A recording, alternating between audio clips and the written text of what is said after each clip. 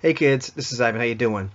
Well, today I'm going to start off my series on how to play Lamentations of the Flame Princess or other old school retro clones, OSR games, retro clones of TSR D&D. The D&D, that would be Tactical Study Rules was the original company that made it before Wizards of the Coast bought them out. So second edition and back. It's intended for people that just simply never played that, or interested. What is this all about? What are these games going to be like? Will I like this or not? How do I play it? What is play going to be like? That sort of thing. So I'm going to go through a few things today, hopefully about character creation. And as always, let me know, if you think I'm saying this wrong or explaining it wrong, you're one of my peers, please comment. And anyhow, if there's something else you want me to cover, go ahead and comment on that. So, first of all, I'm going to divide these games up into three basic types of games. The retro clones that I'm going to talk about that this would be most relevant to. And these are clones of original, basic, where am I? There I am, and advanced D&D. The clones that would be clones of like original D&D would be things like Delving Deeper, great game, and Swords and Wizardry. Those are clones pretty much of original Dungeons & Dragons. Lamentations of the Flame Princess would fall into the second camp. It's a clone of what you call basic D&D. Other games that would be relevant to, or like that would be something like Labyrinth Lord. And another game right here called Dark Dungeons. I'm just pulling all these up here, just to let you know. This, what I'm saying about this game applies to a lot of those games. There may be some rules differences here and there. Another game would be basic fantasy role-playing game, another basic retro clone. And as far as clones of something like first edition, this isn't exactly a clone. It's informed by first edition, Astonishing Swordsman and Sorcerers of Hyperborea. There's another game called Osric, which would be like more of a first edition retro clone. Most of what I'm going to say though really applies mostly to basic and OD&D clones. So anyhow, let's get going on this whole thing. And see how I do with explaining all this stuff.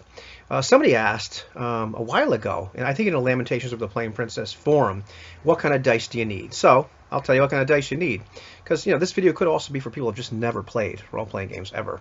So you're gonna need standard role-playing game dice. So what does that mean? So you're gonna need 4-sided dice. You're gonna need some 6s, a bunch of them if you can get them. Of course you can get them. Just open the Yahtzee set. Let's see what else. You're going to need some 8-sided dice. Here they are. You're going to need a set of percentile dice, which are 10-sided dice. One has, you can just use two different colors, or you can have one for 10s and one for units. Need some 12-sided die. And believe it or not, Astonishing Swordsman and Sorcerers of Hyperborea, you actually get to use this die. So I think that's kind of cool. And you're going to need a 20-sided die, or 2 or 3 or 10. To play the game. So that's the kind of dice you need.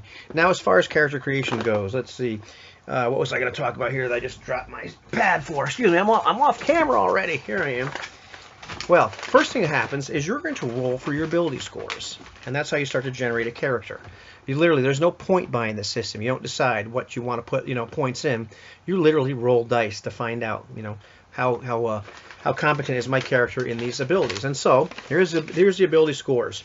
Strength, which is a measure of how strong you are, intelligence, how smart you are, wisdom, a little more common sense and willpower, dexterity, it's both global dexterity and like manual dexterity. Very useful for jumping out of the way of things or hitting people with bows and arrows or disarming traps, that sort of thing.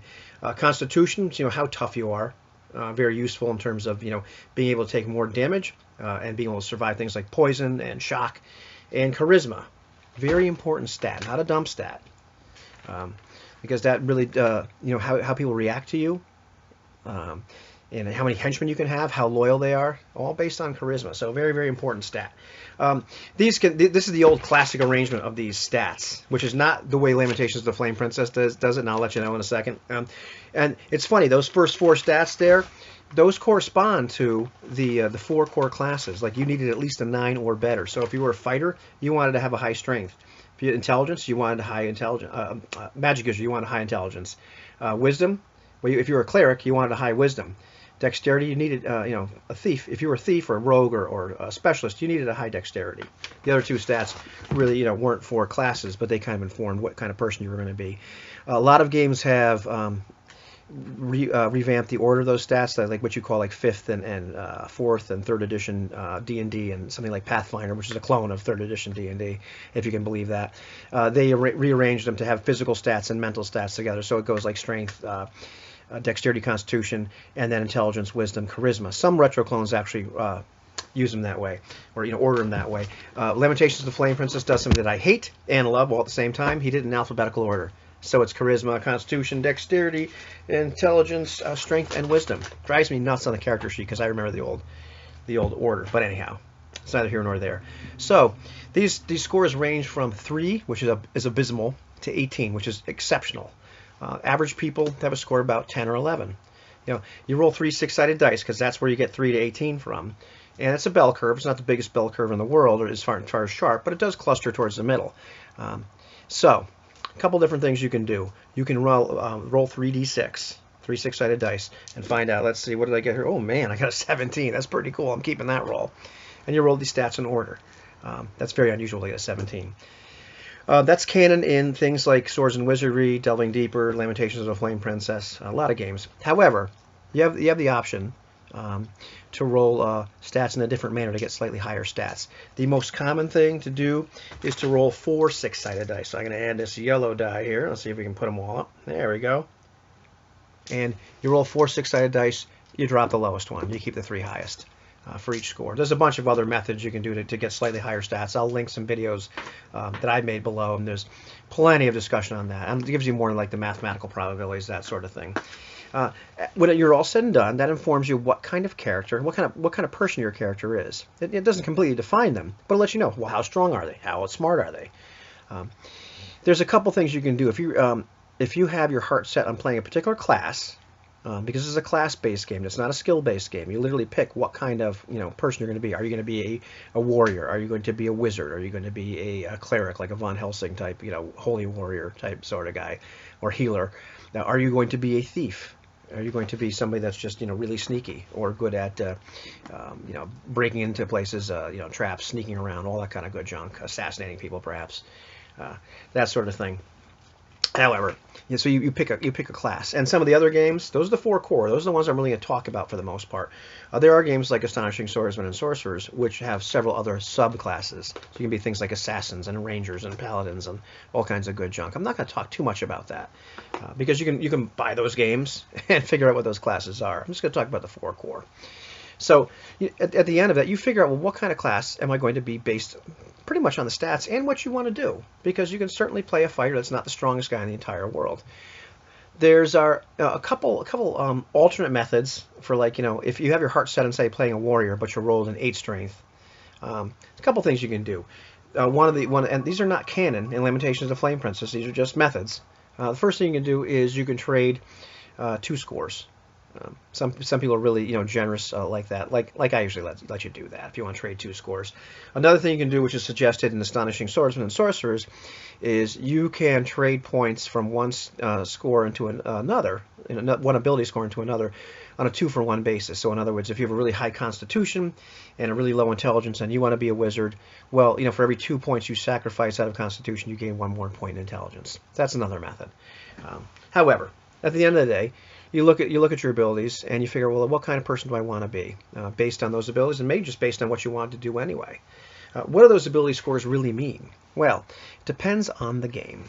And I'll give you the rundown here. Once again, this is going back to the basic, the original D&D and the advanced method. Basic D&D, the ability scores have a few different modifiers associated with them, but the major modifier, and if you played like later editions of D&D, this will be very familiar to you. Basic modifier is it gives you a pluses to D20 rolls, usually for D20 rolls, sometimes for D6 rolls, depending on what you're doing in Lamentations. So if you have a score of 9 through 12, it gives you no modifiers whatsoever. You're a normal person in terms of that ability score. If you have scores of 13 through 15, it gives you +1. You get to add 1 to your roll. 16 and 17, you get to add 2 to your roll. 18, you get to add 3. And the reverse is true, you know, going backwards. So if you have a score of 3, you get a -3. You don't want to have a person with a score of 3. You just re-roll that character. You're allowed to if you have a terrible character. Rolls of 4 and 5, you have a -2. 6, 7, and 8, you have a -1. In the games that use more like an OD&D framework, generally you only get a -1 and a +1. That usually happens at a score of 15 or greater. You get a +1, and a 6 or less, you get a -1. Something like Astonishing Swordsmen and Sorcerers, there's a few different scores depending on what it is, you know. Now, so what do these really affect? Without getting too much into, like, you know, what these ability scores do, because once again, you go by the game and figure it out. But I'm going to give you the basic idea here. Something like strength, those pluses or minuses would affect things like, you know, how good are you at hitting people in hand-to-hand combat, like with swords, that sort of thing. Melee combat is what they call it. It also affects a lot of times your damage. It'll affect the, you know, the damage dice. Not in Lamentations though. You can house rule it that way, but that's not, it doesn't do that. It also affects like how good you are at, like, you know, feats of strength. Something like Lamentations will use a D6 roll. They have a thing called Open Doors, which you can also use for other feats of strength. If you have a higher strength, normal people have a 1 in 6 chance of doing this. You might actually end up having a 2 or 3, you know, or 4 in 6 chance of doing that. Something like Astonishing Swordsmen and Sorcerers, going off on a little tangent here, has a very cool system. They have things called Feats of, all 6 ability scores, Feats of Constitution, Feats of Strength, and rolled on a 6-sided die. And you know, the stronger you are, the more, you know, you have more, you know, X in 6 chance. You know, they also have things called Extraordinary Feats of Strength, and these are percentage rolls. And you go from, and I think they go something like, you know, 1%, 2, 4, you know, 8, 16, like that sort of thing. Pretty cool. Things like strength also affect, you know, like how much you can carry. Intelligence affects how many languages you can learn. If you happen to be a wizard, how many spells can you learn? What's your chance to be able to learn a new spell? If you try to learn a new spell, like how good are you at that? It may, in some games, affect, you know, do you get extra spells or not as a wizard. Something like wisdom will affect a couple different things. It'll affect if you're a cleric. It'll affect, like, once again, like how many spells you can have extra. It'll affect, like, you know, do you have a chance of divine spell failure, and it'll also help you in some saves, which I'll explain what saves are. In terms of if you know, some kind of magic is coming at you, it may affect that. Something like dexterity will help you jump out of the way of stuff, so it'll affect your saving throws versus some effects. It'll also help you in terms of your armor class, which is how good you are at not being hit. It'll help you, like, you know, shoot bows and arrows at people a little bit better if you have higher scores. Something like Constitution, well, that's going to help you stay alive. It's going to give you what's called hit points, more hit points than you normally would get, and that represents, like, you know, how much damage can you take. It also, you know, will help determine, you know, how good you are at surviving things like contact with poison and whatever.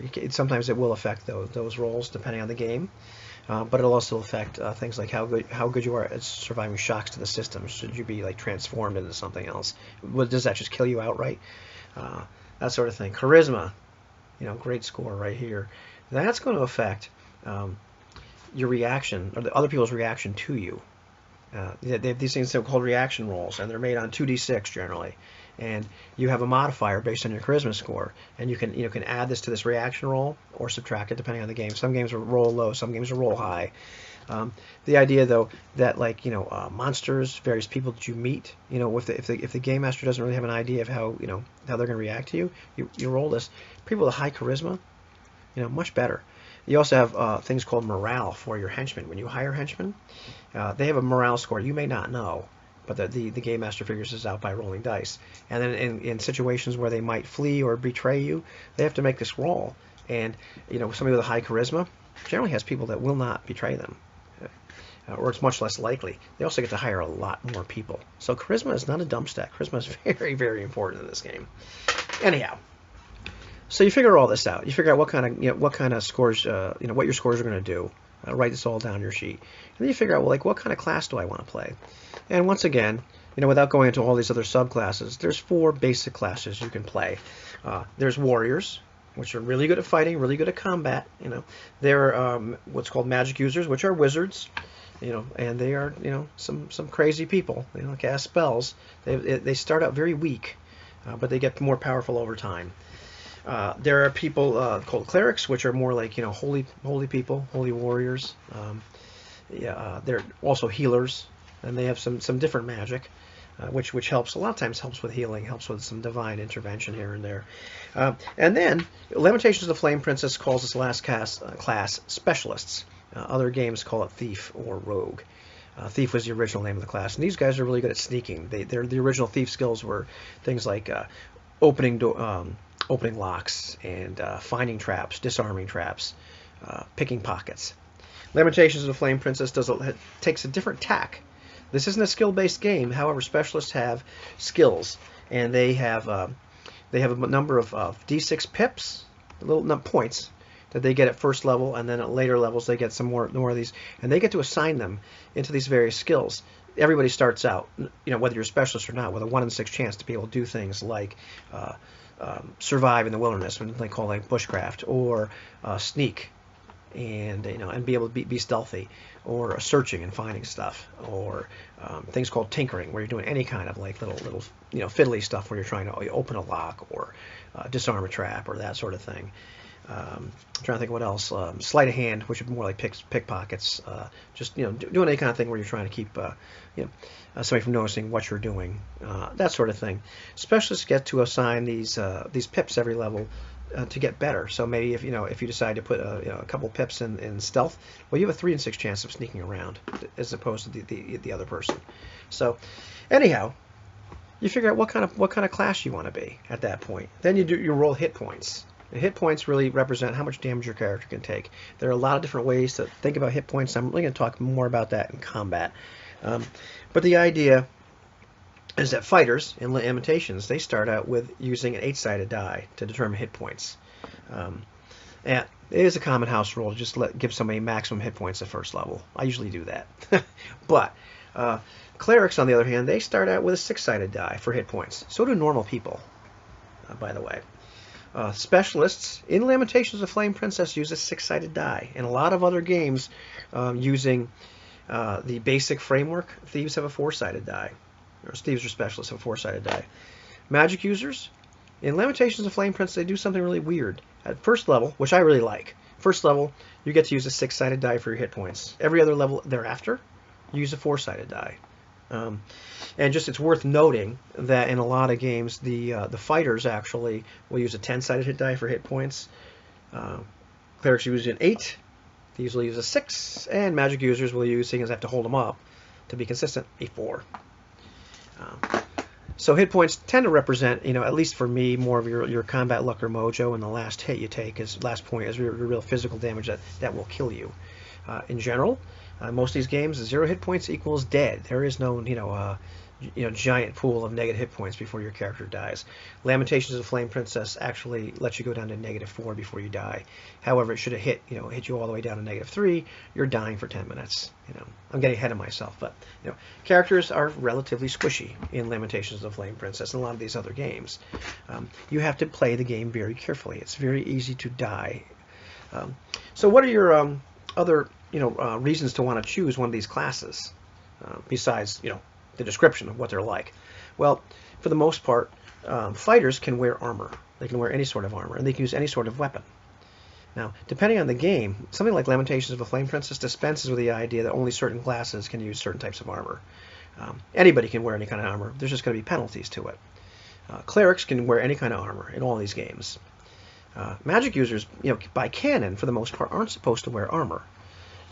Lamentations of the Flame Princess does a little bit differently. If you are too encumbered and armor adds to your encumbrance, eventually you're just simply not going to be able to cast spells anymore. Lamentations of the Flame Princess also lets you get away with using leather armor, not being that encumbering. Most game systems are not that nice. Lamentations is, so I kind of dig that. Just throwing it out there. And specialists, they're generally, in most of the games, prohibited from wearing anything more than leather armor. Lamentations takes a little bit more realistic approach to it. Not realistic, but the idea is that once again, the more encumbered you are, the more stuff you're wearing, and of course chainmail will make you much more encumbered. Any of your skills involving movement, well, now you're going to take big penalties to those skills. So, Generally, if you're a specialist, you really don't want to wear that much armor because it's, you're not going to sneak around. You're not going to be able to climb up walls really well. All that kind of stuff, wearing all kinds of plate mail. Many of the games have weapons that you're prohibited from using. Lamentations doesn't do that, so that's one thing to note. However, in many of the games, thieves are prohibited from using bows. And it makes a little bit of sense because they're not supposed to. You're sneaking around. You're not going to be carrying this big thing on you. That's, I think, why the prohibition is there. If you don't like it, change it. One of the things about these games, that I'm going to say over and over again, is if you don't like a rule, go ahead and change it. The systems are very, very robust. It's very hard to break them, but it's important to understand why they do what they do. Anyhow, the magic users have a very small group of weapons they're supposed to be able to use, and clerics aren't supposed to use edged weapons, and that was from one obscure story way back when. So it's not going to break the game if you use different type of weapons. Lamentations has no restrictions as far as that's concerned. No real restrictions in terms of armor either. It's just a matter of if you're a wizard or a thief, wearing armor is going to screw you sooner or later. The other thing that distinguishes each class from each other are their saving throws. And, I'll talk about saving throws later on, However, for the most part, saves tend to be divvied up into various types of threats in these old school games. So, generally, there would be things like poison. There'd be, instant knockout effects. There would be saving throws against things which are more like, paralysis and body affecting type things where you're just kind of immobilized or turned to stone. There's going to be things that's going to be magic, like spells. There's going to be area effect type things like dragon breath or fireballs or just big kabooms where you're in an area you need to jump out of there to not take damage. And last but not least, they call it sometimes they call it magical devices. Sometimes they call it wands. But it doesn't have to be restricted to magical devices. It's any time that something's like headed right towards you and you need to jump out of the way. And in any of those cases, you roll a 20-sided die and you want to roll high. The different classes are better at saving versus different effects. Specialists tend to be a little bit better at jumping out of the way of things. Wizards tend to be a little bit better at saving versus magic. Clerics tend to be a little bit better at saving versus things like poison because their god's supposed to be looking out for them, I guess. And fighters tend to be pretty good at, they generally tend to start out a little lousy at first and get better and better over time. And like I said before, this is, I think I said it, it's a level-based game. So as you gain experience, you go up in levels, and like all your stuff kind of increases. Your saves get better. Your attack bonus may or may not get better, depending on the game. And your number of hit points, you get a little bit better at your defensive combat mojo gets better. You get more spells if you're a spellcaster, that sort of thing. Let me see, what else am I forgetting about character creation? Ah, yes, races. Well, glad you asked. The various games use some which are called like pretty much standard D&D trope races. You're free to use them or not. The game was intended to be, way back when, to be very humanocentric. It's basically mostly about humans. So, interesting thing that Lamentations of Flame Princess did is it included three of the classic races to be kind of like backward compatible with these other games. But James Raggi doesn't use them at all in his games. Only uses humans. And personally, I like a game like that. So, you can play a human, or you can also play something like a dwarf, or an elf, or a halfling, because you can't use hobbit because it's a legally protected name. Interestingly, something like Astonishing Swordsmen and Sorcerers of Hyperborea, humans are the only race you can play. There just are no other races in the game. I really like that. However, most of the other games, include the elf, the dwarf, the halfling. Now, this is handled in one of two ways. Definitely the old school games, and let's see, Lamentations, and things like Dark Dungeons. Elf, dwarf, or halfling is a class. That's what you do. You don't get to have a race and a class. If you're an elf, you're essentially a fighter magic user. It takes you a lot more experience to level up, but you can cast spells in a little bit more armor. There is also various abilities that you're better at. You may take a hit to some ability scores. It's very typical to say like be an elf and take a hit to Constitution, but get a plus on your intelligence or something. Generally, the races might have they might be able to see in the dark a little bit better. Dwarves might be a little tougher. I believe in this game actually dwarves they're the ones that have D10 hit dice. They have more hit points. They're able to carry a little bit more. Each game does it a little bit differently. However, let's see. Once again, I'm out of frame, but you'll forgive me because here I am. basic fantasy role-playing game does it a little bit different, a little bit more like new. The new D&D, you get to be your class and your race are entirely independent. So you can be an elf magic user or an elf fighter. Sometimes what happens though in these games is there's certain classes that are prohibited. I don't recall 100%, but I believe in basic fantasy role-playing game you can't be a dwarf wizard. I'm pretty sure you can't be a halfling wizard either. I have to double check. But anyhow, buy the game. This one actually you can download this one for free on the internet. You can download this one for free on the internet. No art, but you can download a lot of them for free on the internet. To be honest with you, not Astonishing Swordsman, but a lot of the OSR clones.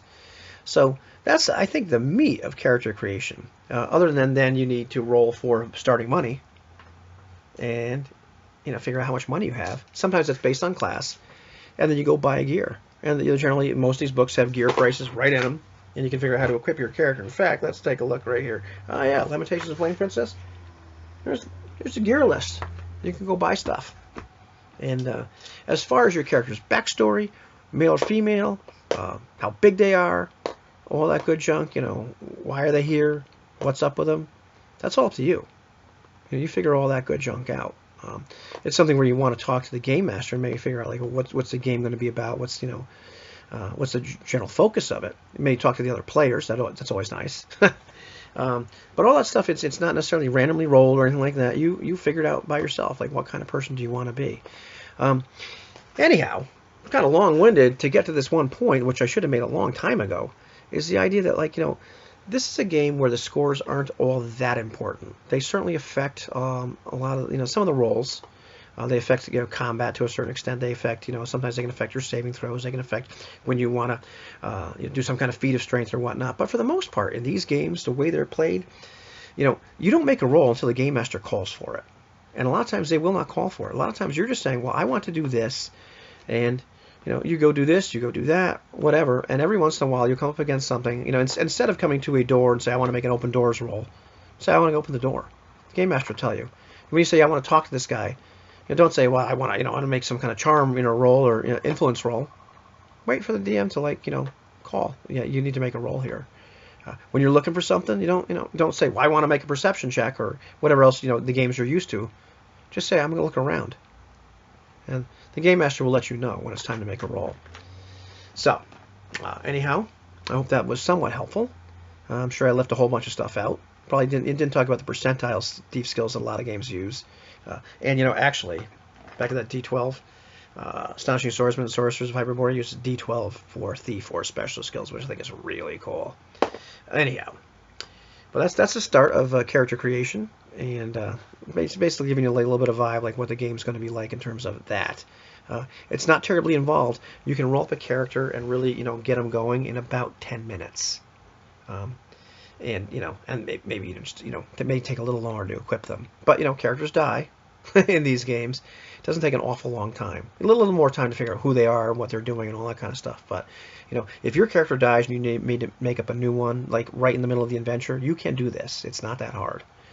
Anyhow, went a little bit too long, but I just wanted to start off on this, and hopefully just let me know if I missed something, if I explained anything wrong, or what else do you want me to talk about, and I'll just keep on making some more videos in this series. The end.